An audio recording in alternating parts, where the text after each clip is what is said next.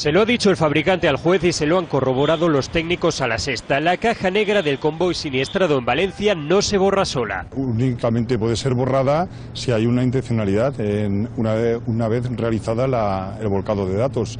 Lo pone en inglés, te pone delete y tú solamente tienes que pulsar sí o no o guardar. El TELOC 2500 no se formatea automáticamente en ningún caso, por ello las sospechas recaen ahora sobre este hombre.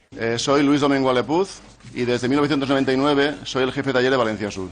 Él fue el que decidió volcar los datos sin tutela judicial en la madrugada del 4 de julio de 2006 y el que aseguró a la policía que la información se borraba automáticamente tras la operación. Esto demuestra claramente que hubo una voluntad por los directivos de Ferrocarriles de la Generalitat Valenciana en esconder lo que había ocurrido. Y esperemos que la justicia pueda llegar hasta el final y saber quién dio la orden de borrar los datos de la caja negra. Eso tratará de esclarecer una investigación que está dejando en tela de juicio todas las pesquisas anteriores. Es lo que tiene de bueno esta nueva instrucción judicial, que está sacando a la luz muchas irregularidades que han estado tapadas durante estos 8 años. Irregularidades sepultadas, según los trabajadores, por el férreo control al que están sometidos. Cualquier declaración que se haga que contravenga los intereses propios de la empresa, pues afecta directamente al futuro laboral de los trabajadores. Unos trabajadores que se sienten más libres para hablar bajo el paraguas de la justicia. En sede judicial es donde se pierde todo el miedo. Esa es la esperanza de las familias, que ahora el miedo pase a estar del lado de los que llevan ocultando información desde hace 8 años. A esto iba, o sea, si el presidente de Valencia dice que no le gusta y sabemos cómo está la ley de dependencia en Valencia, que está en cero patatero, ¿por qué no toma decisiones políticas? Porque hacer política, aparte de hacer carreteras, aparte de hacer infraestructuras, etcétera, etcétera, también es transmitir unos valores que el señor Cotino no está transmitiendo ni muchísimo menos a los ciudadanos. Y hombre, y esa chulería de que ¿por qué tengo que dimitir? Hombre, todo lo que se está cociendo a su alrededor parece la huelga de basuras de Lugo, huele mal.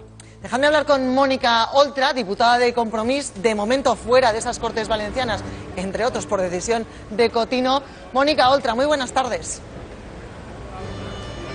Hola, buenas tardes. La verdad es que Cotino ha sido el protagonista de las Cortes por esto, por el accidente de Metro de Valencia, de lo que luego hablaremos. Las Cortes se han llenado de esos carteles de dimisión a Cotino y él dice que no entiende por qué tiene que dimitir.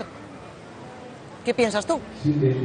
Claro, bueno, pues este es precisamente el problema, y es que él sitúa su obligación de dimitir en los tribunales. Y esto en un país civilizado no puede ser. Yo coincido completamente en lo que acaba de decir Elisa. Quiero decir, la decencia viene marcada por la ética pública, no viene marcada porque un juez de repente decida imputar a alguien o condenar a alguien, porque por esa regla de 3, cuando les imputan, dicen que no tienen que dimitir porque son inocentes y todavía no han sido condenados. Cuando alguien hace cosas feas y resulta que el señor Cotino, consellería por la que ha pasado, su familia ha redireccionado sus negocios hacia ese sector, quiero decir, cuando él estaba en territorio hacían obras públicas, cuando él estaba en bienestar social llenaban residencias, cuando él estaba en el tema del accidente del metro presionó a las víctimas que hoy se van a reunir aquí para que no denunciaran, cuando él estaba en las cuestiones de la vicepresidencia organizó la visita del Papa y fue también y está siendo investigado por esto. Quiero decir, su vida profesional, de su familia, ha ido en función de los cargos que él ha ostentado y la ciudadanía esto lo sabe, y 2 y 2 son 4. Luego él ha tenido una trayectoria indecente, sea o no sea delictiva, indecente, y una persona así, que la pillan de esta manera en estas conversaciones, no tiene que seguir en política. En otros países dimiten por plagiar una tesis doctoral, que tampoco es delito, o dimiten por no cumplir el programa electoral, que desde luego no es un delito, porque la decencia política no la tiene que marcar un juez. Mira, me voy a quedar con el comentario que ha hecho José Apezarena hace un momento también. Dice, oye, en ninguna conversación de la que hemos escuchado estos días sale Cotino hablando, es su sobrino Enrique Ortiz hablando de él, pero él todavía, en ninguna conversación, sale Cotino diciendo, te voy a poner un puesto de trabajo tremendo o tal. Entonces, ¿tiene que dimitir a pesar de eso? ¿Está implicado? Bueno, es que en las mismas conversaciones se puede escuchar como un familiar directo de él, como es su sobrino, y un empresario imputado por corrupción, hablan abiertamente de cómo les va a favorecer, de cómo amañar determinados concursos, de cómo apañar su situación. Claro que él no tiene el teléfono pinchado porque no está imputado y luego no puede tener su teléfono pinchado, pero aquellos que sí que lo están, a través de esa referencia hemos sabido que es el que desde su posición de poder pues favorecía a sus familiares, a sus negocios y a sus allegados. Y todo esto con el objetivo, obviamente, de enriquecer a su familia, pero también de perpetuarse en el poder. Es esa manera de entender el poder como absoluto, como un poder que se proyecta sobre los demás y que además se permite el lujo de saquear las arcas públicas en beneficio particular y no del interés general. Porque aquí ha padecido la dependencia, ha padecido las víctimas de Metro y quien se ha beneficiado son los que salen en las conversaciones. Cotino ha dicho hoy que en 23 años de trayectoria pública, de trayectoria política, nunca ha favorecido a ninguna empresa. Mónica.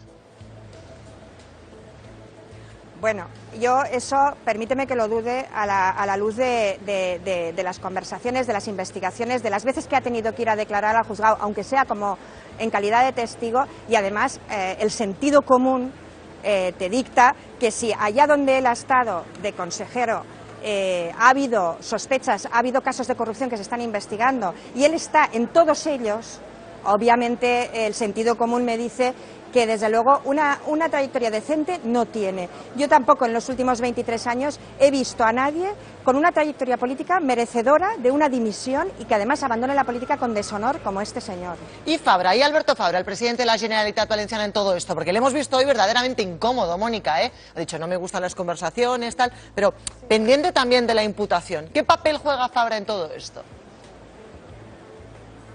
Pues es obvio que juega un papel, desde luego cualquier papel menos el de presidente. El otro día dijo que él aceptaba las dimisiones de aquel que quisiera dimitir, bueno, en vez de un presidente se convirtió en un registro y hoy ha dicho que a él no le gustan las conversaciones, es decir, hoy ha hecho el papel de tertuliano, pero él no está aquí para opinar sobre las conversaciones que le gustan o no.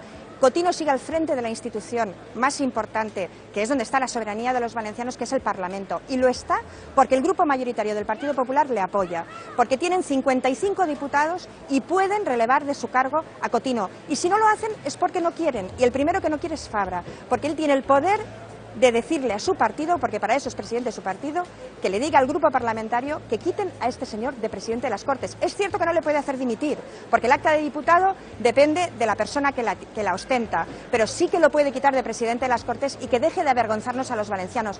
Los valencianos y valencianas no nos merecemos que al frente de la institución más importante esté una persona con la trayectoria del señor Cotino. Mónica, mientras estamos hablando contigo escuchamos megafonía, música, y es que estás en la Plaza de la Virgen y estás allí precisamente porque hoy se cumplen 8 años del accidente de Metro en Valencia. Allí se espera en los próximos minutos pues una importante concentración y en esto también es protagonista Cotino porque bueno, las propias víctimas, los familiares, acusan a Cotino de intentar comprar su silencio. ¿Tiene que dar explicaciones todavía Cotino sobre esto? Efectivamente.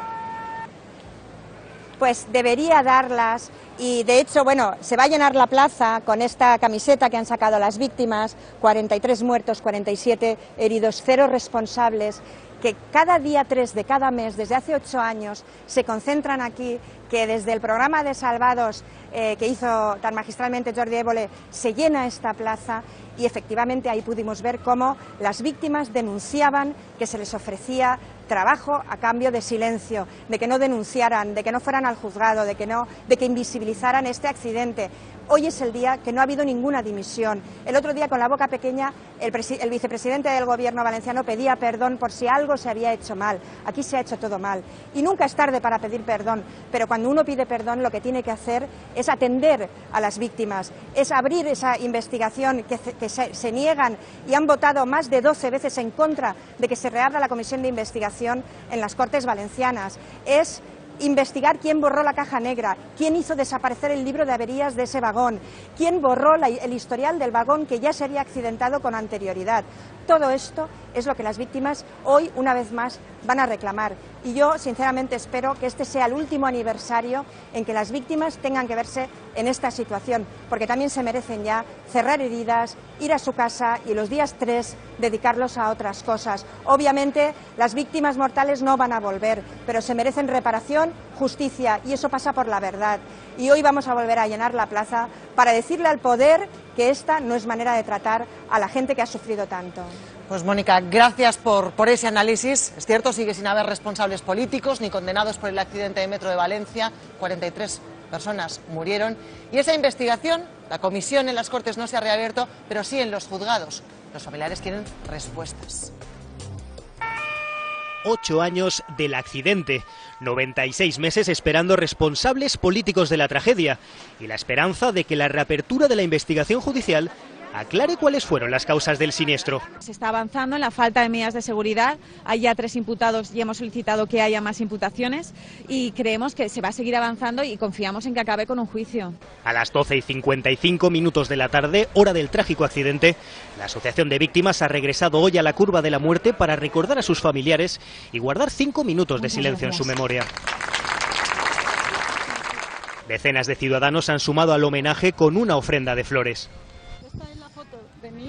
Maribel perdió a su hija el 3 de julio de 2006 y a día de hoy sigue acudiendo al psicólogo. Que pongan un poquito la mano en su corazón y se pongan en mi lugar si es que pueden, que creo que no tienen sentimientos ni tienen nada y no pueden ponerse en el lugar de mío como de las 43 víctimas.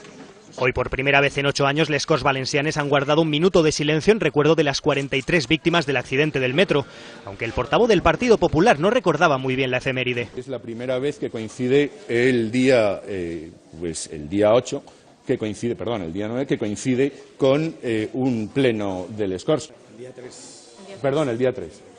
Lapsus aparte, a día de hoy nadie del gobierno valenciano ha pedido formalmente disculpas a los familiares de las víctimas y ningún político ha asumido responsabilidades. Una confluencia de intereses que han impedido que a día de hoy, 8 años después, conozcamos lo que realmente pasó. Las víctimas del metro no solamente quieren minutos de silencio, quieren respuestas políticas y no hay respuestas políticas. Fue el accidente más grave de metro que ha ocurrido en la historia de España.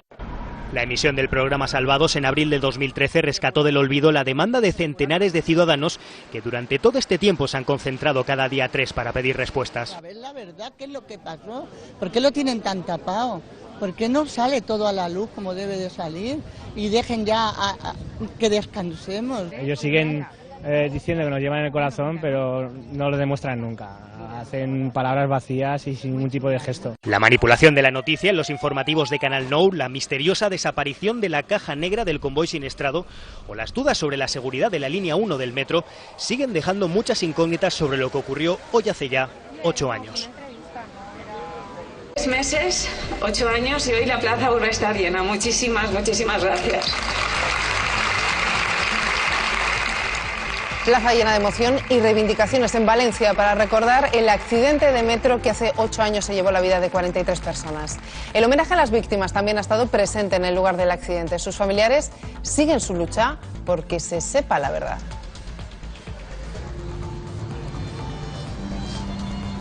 Ahí luchando para saber la verdad, ¿por qué lo taparon tanto? El caso se llegó a cerrar, pero se ha reabierto después de que el programa Salvados le volviera a dar actualidad. En las Cortes Valencianas hoy se ha guardado un minuto de silencio. Lo había pedido la oposición, que también exige que se asuman responsabilidades políticas. Las víctimas del metro no solamente quieren minutos de silencio, quieren respuestas políticas. Hace 8 años, 43 personas morían en el accidente de metro de Valencia. Esta tarde, en la ya célebre Plaza de la Virgen de la Ciudad, se han concentrado los familiares en un homenaje a las víctimas y Carolina Cañizares, el caso se ha reabierto porque siguen teniendo preguntas y quieren respuestas. Sí, son 8 años sin respuestas, pero hoy aquí han recordado que no se van a rendir. Hay motivos para el optimismo, dicen, porque la vía judicial se ha reabierto y se ha imputado a 3 altos cargos de Ferrocarriles de la Generalitat. Sin embargo, siguen pidiendo un paso al frente al gobierno valenciano, que asuma que hubo responsabilidades políticas que le afectan a ese gobierno valenciano y también que reconozca que hubo errores en la supervisión de la seguridad de la línea 1 del metro. En la plaza se han oído la petición de dimisión para Alberto Fabra, para el presidente de la Generalitat. 8 años después, dicen las víctimas, el balance es el mismo: 43 muertos, 47 heridos y ningún responsable político. Han tenido que pasar 8 años para que dejen de ser los olvidados. Hoy su plaza está llena, aunque este nublado 3 de julio tenga poco que ver con aquel de 2006 que cambió sus vidas. Ahora se sienten más fuertes, no siempre fue así. La valenciana por lo menos se ha dado cuenta de que lo que estaba pasando no era normal. Santi perdió a su padre en el siniestro, Maribel a su hija. Y no pueden ponerse en el lugar de mío como de las 43 víctimas, no se ponen en el lugar. lamentan el silencio que siguió al accidente. La conclusión política y judicial se amarró al exceso de velocidad y no se depuraron responsabilidades a pesar de la magnitud del siniestro. Fue el accidente más grave de metro que ha ocurrido en la historia de España. Esta emisión de salvados le dio nuevos bríos a su causa. Sus concentraciones se hicieron multitudinarias y el caso se reabría en los tribunales. Más cerca de nunca de cambiar este cero responsables porque se demuestre quién fueron los responsables en que se produjera el accidente y que se asuman también las responsabilidades por toda la gestión que ha habido con posterioridad al accidente. Precisamente este jueves, 8 años después, se ha celebrado un minuto de silencio en las Cortes. Realmente es que es la primera vez que coincide el día 8, que coincide, perdón, el día 9, que coincide con un pleno del Escors. Es lo único que ha variado. El día 3.